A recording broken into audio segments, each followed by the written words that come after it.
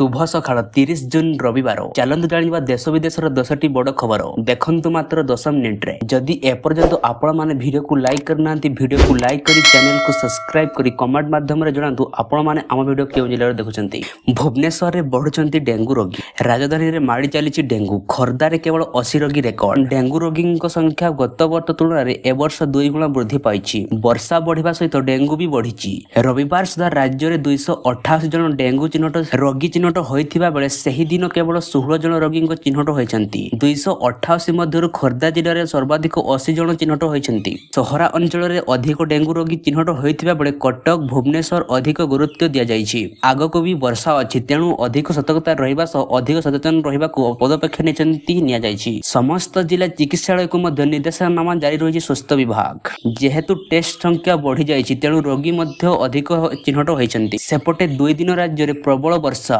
एणु बढ़ी पारे डेंगू रोगी संख्या। बंगोपसागर रे लघुचाप सृष्टि होइतिबा बेले किछि जिल्ला रे प्रबल अति प्रबल वर्षा और पुनर्बार करछि आंचलिक पाणीपाग विभाग केन्द्र। आज 9 जिला को येलो जोन जारी रही। केन्दुझर मयूरभंज सुंदरगढ़ जिले में प्रबल अति प्रबल वर्षा हो पारे। सेहीपरि बरगढ़ संबलपुर झारसुगुड़ा देवगड़ा अनुगुल ढेंकानाल जिले में प्रबल वर्षा होगा नहीं आंकलन करपटे 30 तारीख 4 जिला को येलो जोन जारी रखी आंचलिक पाणीपाग केन्द्र। केन्दुझर देवगढ़ सुंदरगढ़ झारसुगुड़ा जिले में प्रबल वर्षा होबार आशंका रही। लघुचाप प्रभाव में समुद्र मध्य आशंका रहिबो। 3 दिन पर्यंत गभीर समुद्र भीतर को न जावा मत्स्यजीवी मानक परामर्श दिया जाइछि। तेबे प्रबल अति प्रबल वर्षा नहीं 3 जिले जगतसिंहपुर केन्द्रापड़ा और भद्रक को जारी रही येलो जोन। एसबू जिले किसी स्थान में 12 ରୁ 20 किलोमीटर जाए वर्षा हो पारे। सेहीपरि प्रबल वर्षा नहीं 11 जिला को पाणीपाग विभाग देछि येलो सतर्कता। किछि जिले में बिजुली घड़घड़ी सह वर्षा पवन हो पारे। पवन बेग प्रति घंटा 30 ରୁ 40 किलोमीटर बहिबा संभावना रही। आसंता कालिठू वर्षा प्रभाव सामान्य कमी पारे। काली 7 जिला को जारी रही येलो जोन। तेबे मौसम सीजन रे 6 जिले में स्वाभाविक वर्षा होइथिबा बेले 24 जिले में रेकर्ड करा जायछि नियंटिया वर्षा। जून मासरे 41% कम वर्षा होइछि। जून रु 1 रु सुधा राज्य रे स्वाभाविक ठारू 39 कम वर्षा होइछि। 5 जिले में स्थिति अति उत्कृष्ट एवं 17 जिले में 20 ରୁ 59 नियंटिया वर्षा रही।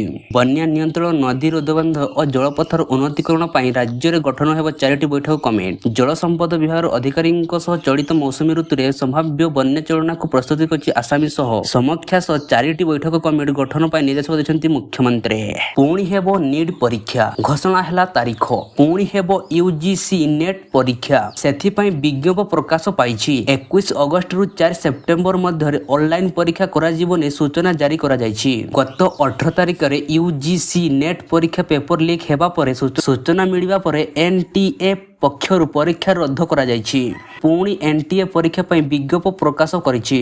एनसीटी एजेंट एसईआईआर यूएससी नेट पई बा यूजीसी एवं यूजीसी नेट 3टी परीक्षा ऑनलाइन करा जिवो। विज्ञापन अनुसार जुलाई 10 तारिख रे एनसीटी एजेंट सीएसआईआर जीयूएस नेट जुलाई 25 ରୁ 27 तारिख रे मध्य हेबो। सेहीपरि यूजीसी नेट परीक्षा 21 अगस्त सेप्टेम्बर मध्य रे करा जिवो। अन्य पक्षरे पूर्वरु प्रश्नपत्र लीक मामला रे जांच सीबीआई करिछि। नीट पेपर लीक मामला रे बिहार रु 2 अभियुक्तों को गिरफ्त करा जाइछि। गुरुत्वपूर्ण खबर अपडेट पाइबा लागि आम सह आगु एही भଳି भाबे जोड़ी हुअन्तु। वीडियोटी भल लागिले गोटाए लाइक कर दियंतु। चैनल रे नुआ आस्ते चैनल को सब्सक्राइब करी पाखरे थिबा बेल आइकन को प्रेस करंतु। देखा बा आयो को लेटेस्ट मुख्य खबर सहित।